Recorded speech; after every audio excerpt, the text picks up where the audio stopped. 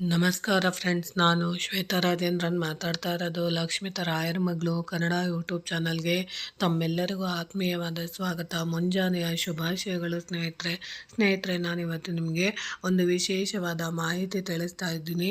ಅದು ಏನಪ್ಪ ಅಂತ ಅಂದರೆ ನೋಡಿ, ಇವತ್ತಿನ 12 ಗಂಟೆ ರಾತ್ರಿಯಿಂದ ನಾಳೆ 12 ಗಂಟೆ ರಾತ್ರಿಯವರೆಗೆ, ಅಂದರೆ ಈಗಾಗಲೇ ಮುಂಜಾನೆ ಸ್ಟಾರ್ಟ್ ಆಗಿದೆ. ಖಂಡಿತವಾಗ್ಲೂ ಇಂಥ ಕೆಲಸನ ನೀವು ಮಾಡಲೇಬೇಡಿ. ಯಾಕಂದರೆ ಇವತ್ತಿನ ದಿನ ನೀವು ಗ್ರಹಣದ ಸಮಯದಲ್ಲಿ ಇಂತಹ ಕೆಲಸನ ಮಾಡಿದ್ದೆ ಆದರೆ ಖಂಡಿತವಾಗ್ಲೂ ನಿಮ್ಮ ಮನೆಗೆ ದರಿದ್ರ ಅನ್ನೋದು ಅಟ್ಕಾಯಿಸ್ಕೊಳ್ಳೋದಕ್ಕೆ ಖಂಡಿತವಾಗ್ಲೂ ಕಾರಣಕರ್ತರಾಗುತ್ತೆ. ಅದಕ್ಕೋಸ್ಕರ ನೀವು ಖಂಡಿತವಾಗ್ಲೂ ಇಂಥ ಕೆಲಸನ ನೀವು ಇವತ್ತಿನ ದಿನ ಮಾಡಲೇಬಾರದು. ಅದು ಯಾವುದ್ಯಾವುದಪ್ಪ ಅಂತ ಅಂದರೆ ನೋಡಿ, ನಾಳೆ ಮಹಾಲಯ ಅಮಾವಾಸ್ಯೆ ಇವತ್ತು 12 ಗಂಟೆಯಿಂದ, ಅಂದರೆ ಇವತ್ತಿನ ದಿನ ರಾತ್ರಿ 12 ಗಂಟೆಯವರೆಗೆ ಈ ಕೆಲಸಗಳನ್ನು ಮಾಡಲೇಬೇಡಿ. ಒಂದು ವೇಳೆ ಅಪ್ಪಿತಪ್ಪಿಯು ಮಾಡಿದರೆ ಅಂತ ಇಟ್ಕೊಳ್ಳಿ, ಖಂಡಿತ ದರಿದ್ರ ಅನ್ನೋದು ಅಟ್ಕಾಯಿಸಿಕೊಳ್ಳುತ್ತೆ. ಪಿತೃಪಕ್ಷವು 2024 ಸೆಪ್ಟೆಂಬರ್ 17ರಿಂದ ಪ್ರಾರಂಭವಾಗಿದ್ದು ಅಕ್ಟೋಬರ್ 2ರಂದು ಬುಧವಾರ ಮುಕ್ತಾಯಗೊಳ್ಳಲಿದೆ. ಅಂದರೆ ನಾಳೆಯಿಂದ ಅಂತ್ಯವಾಗಲಿದೆ. ಹೀಗಾಗಿ ನಾಳೆ ಮಹಾಲಯ ಅಮಾವಾಸ್ಯೆ ಇದೆ. ನಾಳೆ ಪಿತೃಗಳಿಗೆ ಸಂತೃಪ್ತಿಗೊಳಿಸುವ ಕೆಲಸ ಮಾಡಲಾಗುತ್ತದೆ. ಅವರಿಷ್ಟದ ತಿಂಡಿ ತಿನಿಸುಗಳನ್ನು ಮಾಡಿದ ಪಿತೃಗಳ ಫೋಟೋ ಮುಂದೆ ಇಡಲಾಗುತ್ತದೆ. ಅವರು ಬಂದು ಅದನ್ನು ತಿಂದು ನಮ್ಮನ್ನು ಹರಸಿ ಹೋಗುತ್ತಾರೆ ಅನ್ನೋ ನಂಬಿಕೆ ಇದೆ.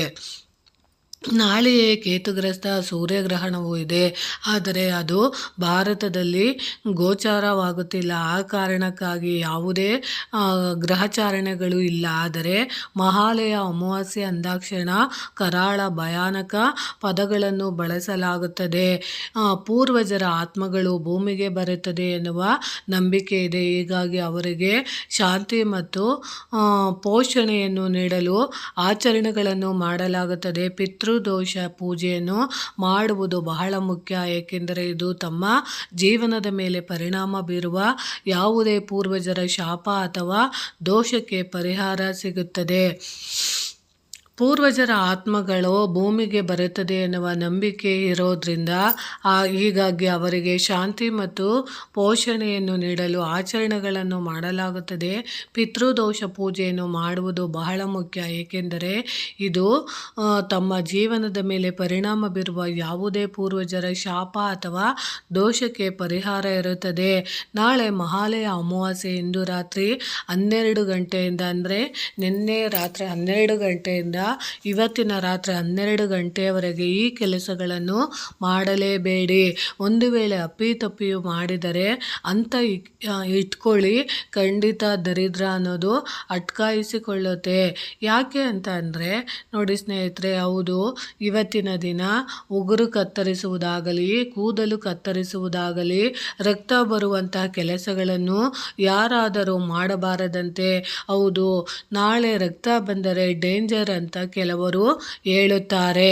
ಮನೆಯಿಂದ ಗರ್ಭಿಣಿಯರು ಕೂಡ ಹೊರ ಬರುವುದನ್ನು ಸಾಧ್ಯವಾದಷ್ಟು ಅವಾಯ್ಡ್ ಮಾಡಿ. ಇನ್ನು ಹೆಚ್ಚಾಗುವುದು ಹೆಣ್ಣು ಮಕ್ಕಳು ಸ್ನಾನ ಮಾಡಿ ಕೂದಲು ಒಣಗಿಸದೆ ಆಚೆ ಬರಬಾರದಂತೆ. ಇನ್ನೂ ಕೆಲವೊಂದಿಷ್ಟು ಹೆಣ್ಣು ಮಕ್ಕಳು ಕೂದಲು ಸ್ನಾನ ಮಾಡಿ ಮನೆ ಗೇಟ್ ಬಳಿ ಬಂದು ಕೂದಲು ಒಣಗಿಸಿಕೊಳ್ಳುತ್ತಾರೆ. ನಾಳೆ ಇದನ್ನು ಖಂಡಿತವಾಗ್ಲೂ ಮಾಡಬೇಡಿ. ಯಾಕಂದರೆ ನೀವು ಇವತ್ತಿನ ದಿನ ಗ್ರಹಣ ಗೋಚಾರ ಆಗೋದಿಲ್ಲ, ಆದರೆ ಅದ್ರ ಛಾಯೆ ಇದ್ದೇ ಇರುತ್ತೆ. ಅದಕ್ಕೋಸ್ಕರ ಗರ್ಭಿಣಿ ಸ್ತ್ರೀಯರು ಹೊರ ಬರೋದನ್ನು ಖಂಡಿತವಾಗ್ಲೂ ಮಾಡಬೇಡಿ. ಸಾಧ್ಯವಾದಷ್ಟು ಇವತ್ತು ಉಗುರು ಕಟ್ ಮಾಡೋದು, ಕೂದಲು ಕಟ್ ಮಾಡೋದು, ಅಕಸ್ಮಾತು ನಿಮಗೆ ಗೊತ್ತಿಲ್ಲದಿದ್ದಂಗೆ ಯಾವುದಾದ್ರೂ ವಸ್ತುಗಳನ್ನ ಇಟ್ಕೊಂಡು ಆಟ ಆಡೋ ಅಂಥ ಸಂದರ್ಭದಲ್ಲಿ ಕಬ್ಬಿಣದ ಚಾಕು, ಚೂರಿ ಇಂಥದ್ರುಗಳಿಂದ ದೂರ ಇರಿ. ಯಾಕಂದರೆ ನೀವು ಗೊತ್ತಿಲ್ಲದಿದ್ದಂಗೆ ನಿಮ್ಮಲ್ಲೇ ಏನಾದರೂ ಜಗಳ, ಮನಸ್ತಾಪಗಳು ಬಂದು ಮನೆಯಲ್ಲಿ ರಕ್ತ ಏನಾದರೂ ಹರಿದಿದ್ದೆ ಆದರೆ ಖಂಡಿತವಾಗ್ಲೂ ಖಂಡಿತವಾಗ್ಲೂ ಮನೇಲಿ ತುಂಬಾ ಕೆಡುಕ ಆಗುತ್ತೆ ಮತ್ತು ದರಿದ್ರ ಅನ್ನೋದು ಬರುತ್ತೆ.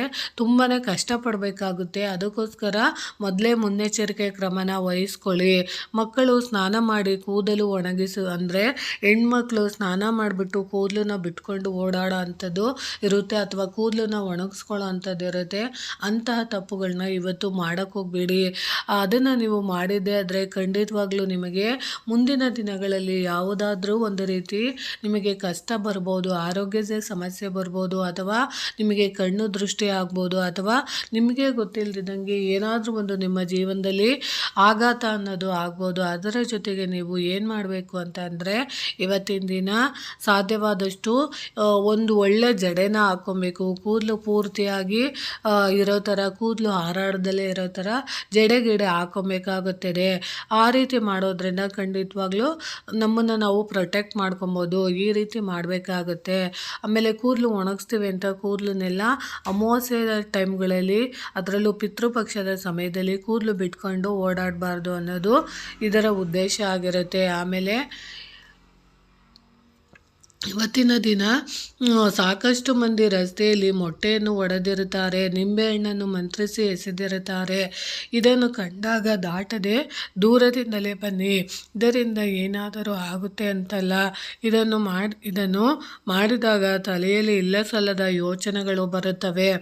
ಅದಕ್ಕೋಸ್ಕರ ಖಂಡಿತವಾಗ್ಲೂ ಅವರು ಹೇಳ್ತಾರೆ ಇಲ್ಲಸಲ್ಲದ ಯೋಚನೆ ಬರ್ತಾರೆ ಅಂತ. ಖಂಡಿತವಾಗ್ಲೂ ಬೇಡ. ಪಿತೃಪಕ್ಷದಲ್ಲಿ ಮಾಡಿರೋಂಥ ನಿಂಬೆಹಣ್ಣಿನ ವಾಮಾಚಾರಗಳಿರ್ಬೋದು, ಅಥವಾ ರಸ್ತೆ ಬದಿಗಳಲ್ಲಿ ಏನಾದರೂ ನಿಮಗೆ ಅನ್ನದಿಂದ ಮಾಡಿದಂತಹ ಎಲೆಗಳಲ್ಲಿ ಅನ್ನನ ಹಾಕಿ ದೃಷ್ಟಿ ತೆಗೆದು ಹಾಕಿರ್ತಾರೆ.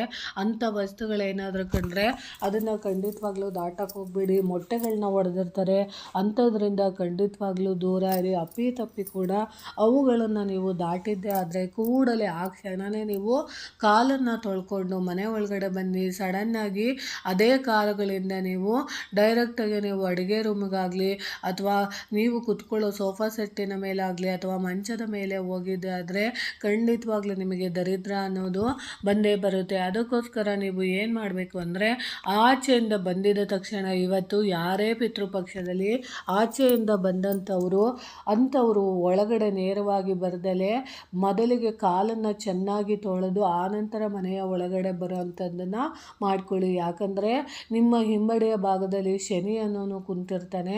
ಅಲ್ಲಿ ನಿಮಗೆ ಗಾಚಾರ ಕಡಿಮೆ ಆಗಿ ನಿಮ್ಮಲ್ಲಿ ಏನಾದರೂ ದರಿದ್ರ ಲಕ್ಷ್ಮಿ ಅನ್ನೋದಿದ್ದರೆ ಅದೇನಾದ್ರೂ ದರಿದ್ರ ಜೊತೆಗೆ ವಾಮದೇವತೆಗಳು ಅಂದರೆ ವಾಮಾಚಾರಕ್ಕೆ ಸಂಬಂಧಿತ ಕೆಟ್ಟ ಗ್ರಹಗಳ ಶಕ್ತಿ ಇದ್ದರೆ ಅದು ಹಿಮ್ಮಡಿಯ ಭಾಗದಲ್ಲಿ ಕೂತಿರುತ್ತೆ. ಅದನ್ನು ನಾವು ಏನಾದರೂ ತುಳಿದು ಮನೆ ಒಳಗಡೆ ಮಂಚದ ಮೇಲೆ ಅಡುಗೆ ರೂಮಿಗೆ ಕರ್ಕೊಂಡಿದ್ದೆ ಆದರೆ ವರ್ಷ ಪೂರ್ತಿ ನಮಗೆ ಸಂಕಷ್ಟ, ಆರೋಗ್ಯದ ಸಮಸ್ಯೆ, ಅಪಮೃತ್ಯುಗಳ ದೋಷ ಇದೆಲ್ಲ ಬರೋ ಅಂಥದ್ದು ಆಗುತ್ತೆ. ಅದಕ್ಕೋಸ್ಕರ ನೀವು ಸಾಧ್ಯವಾದಷ್ಟು ಕಾಲನ್ನು ತೊಳ್ಕೊಂಡು ಇವತ್ತು ಮನೆಯ ಒಳಗಡೆ ಬನ್ನಿ. ಎಷ್ಟೇ ಸರಿ ಆಚೆ ಓಡಾಡಿದ್ರು ಒಳಗಡೆ ಬರುವಾಗ ಸ್ವಲ್ಪ ಕಾಲನ್ನು ತೊಳ್ಕೊಂಡು ಶುದ್ಧವಾಗಿ ಒಳಗಡೆ ಓಡಾಡೋ ಅಂಥ ಅಭ್ಯಾಸನ ರೂಢಿಸ್ಕೊಳ್ಳಿ ಅಂತ ಹೇಳ್ತಾ ಇದ್ದೀನಿ. ಖಂಡಿತವಾಗ್ಲೂ ಚಿಕ್ಕ ಪುಟ್ಟ ಸಲಹೆಗಳು ಆದರೆ ಖಂಡಿತವಾಗ್ಲೂ ನಮ್ಮ ಜೀವನಕ್ಕೆ ಮಾರಕ ಆಗಬಾರ್ದು. ಅದನ್ನು ನಾವು ಯೋಚನೆ ಮಾಡಿ ಕೆಲಸನ ನಾವು ಮಾಡ್ಕೊಳ್ಳೋದ್ರಿಂದ ಖಂಡಿತವಾಗ್ಲೂ ಒಳ್ಳೆಯದಾಗುತ್ತೆ ಅನ್ನೋದು ನನ್ನ ಭಾವನೆ. ನನಗೆ ಗೊತ್ತಿರೋಷ್ಟು ಮಾಹಿತಿ ನಾನು ನಿಮಗೆ ತಿಳಿಸಿದ್ದೀನಿ ಸ್ನೇಹಿತರೆ. ಈ ಮಾಹಿತಿ ಇಷ್ಟ ಆಗಿದೆ ಅಂದ್ಕೊತೀನಿ. ಪ್ರೀತಿಯ ಧನ್ಯವಾದಗಳು ಸ್ನೇಹಿತರೆ.